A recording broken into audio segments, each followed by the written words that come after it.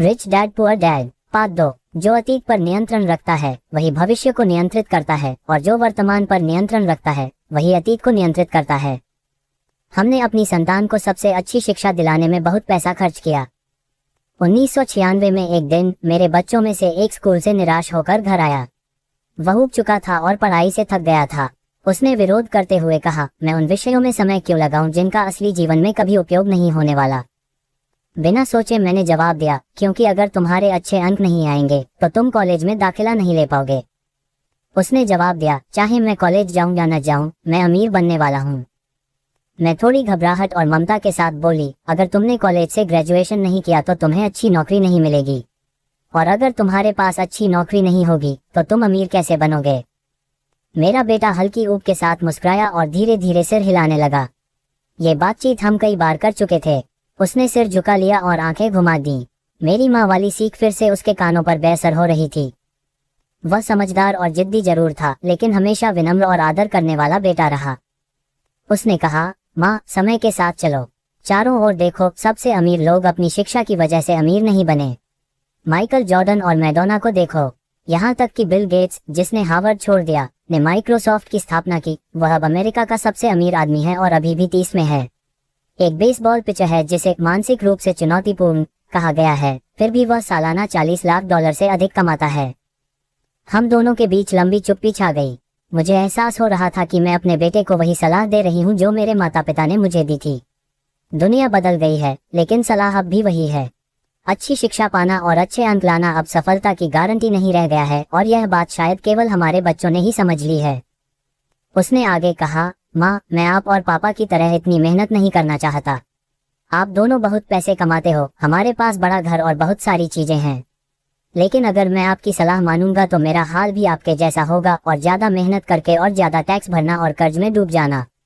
अब नौकरी की सुरक्षा भी नहीं रही। मैं डाउनसाइजिंग और राइट साइजिंग के बारे में सब जानता हूँ। मुझे ये भी पता है कि आज के कॉलेज ग्रेजुएट्स उतना नहीं कमाते जितना आप अपनी पढ़ाई के बाद कमाते थे। डॉक्टरों को ही देखो, वे भी पहले जितना नहीं कमाते। मुझे पता है कि मैं रिटायरमेंट के लिए न तो सोशल सिक्योरिटी पर भरोसा कर सकता हूँ और न ही कंपनी की पेंशन पर। मुझे नए जवाब चाहिए। वह सही था, उसे नए जवाब चाहिए थे, और मुझे भी। मेरे माता पिता की सलाह 1945 से पहले पैदा हुए लोगों के लिए काम कर सकती थी, लेकिन हमारे लिए यह नुकसानदायक साबित हो सकती है। जो अतीत को नियंत्रित करता है वही भविष्य को नियंत्रित करता है, और जो वर्तमान को नियंत्रित करता है वही अतीत को नियंत्रित करता है।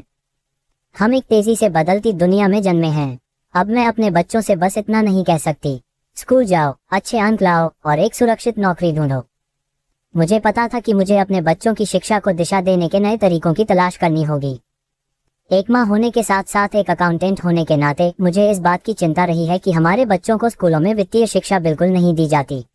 आज के समय में कई युवा हाई स्कूल से निकलने से पहले ही क्रेडिट कार्ड ले लेते हैं, लेकिन उन्होंने कभी यह नहीं सीखा कि पैसे का प्रबंधन कैसे करें, निवेश कैसे करें, या क्रेडिट कार्ड पर लगने वाला चक्रवृद्धि ब्याज कैसे काम करता है। सीधी बात यह है कि वित्तीय साक्षरता और यह समझ कि पैसा कैसे काम करता है, इसके बिना वे उस दुनिया का सामना करने के लिए तैयार नहीं हैं, जहां खर्च करने पर जोर दिया जाता है, बचत करने पर नहीं। जब मेरा बड़ा बेटा कॉलेज के पहले साल में क्रेडिट कार्ड के कर्ज में पूरी तरह फंस गया, तो मैंने न सिर्फ उसकी क्रेडिट कार्ड्स को नष्ट करने में मदद की, बल्कि मैं ऐसा कोई कार्यक्रम ढूंढने भी निकल पड़ी जिससे मैं अपने बच्चों को पैसों से जुड़ी बातें सिखा सकूं। पिछले साल एक दिन मेरे पति ने अपने ऑफिस से फोन किया। उन्होंने कहा, मेरे पास कोई है जिससे तुम्हें मिलना चाहिए। उसका नाम रॉबर्ट कियोसाकी है। वह एक व्यापारी और निवेशक है और यहाँ एक शैक्षणिक उत्पाद का पेटेंट कराने आया है। मुझे लगता है कि यही वह चीज है जिसकी तुम तलाश कर रही हो, वही चीज जिसकी मुझे तलाश थी। मेरे पति माइक रॉबर्ट कियोसाकी के नए शैक्षणिक उत्पाद कैश फ्लो से इतने प्रभावित हुए कि उन्होंने हमारे लिए इसका प्रोटोटाइप टेस्ट करने की व्यवस्था की। क्योंकि यह एक शैक्षणिक खेल था, मैंने अपनी 19 वर्षीय बेटी से भी पूछा, जो स्थानीय यूनिवर्सिटी में प्रथम वर्ष की छात्रा थी, क्या वह इसमें हिस्सा लेना चाहेगी। उसने हामी भर दी। लगभग 15 लोग 3 समूहों में बढ़कर इस टेस्ट में शामिल हुए। माइक सही थे, ये वही शैक्षणिक उत्पाद था जिसकी मैं लंबे समय से खोज कर रही थी। लेकिन इसमें एक अलग ही मोड़ था। यह एक रंगीन मोनोपोली बोर्ड जैसा दिखता था, जिसके बीच में एक बड़ा, अच्छे कपड़े पहना हुआ चूहा रैट था। लेकिन मोनोपोली से अलग इसमें 2 ट्रैक थे, एक अंदर और एक बाहर। खेल का उद्देश्य था अंदर वाले ट्रैक, जिसे रॉबर्ट ने रैट रेस कहा, से बाहर निकलकर बाहरी ट्रैक तक पहुंचना, जिसे उन्होंने फास्ट ट्रैक नाम दिया। जैसा कि रॉबर्ट ने कहा, फास्ट ट्रैक असल जिंदगी में अमीर लोग जिस तरह खेलते हैं उसका प्रतीक है। फिर रॉबर्ट ने हमें रैट रेस की परिभाषा समझाई।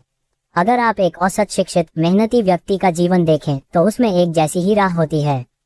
बच्चा पैदा होता है और स्कूल जाता है। गर्वित माता पिता खुश होते हैं क्योंकि बच्चा अच्छा करता है, औसत से अच्छे अंक लाता है और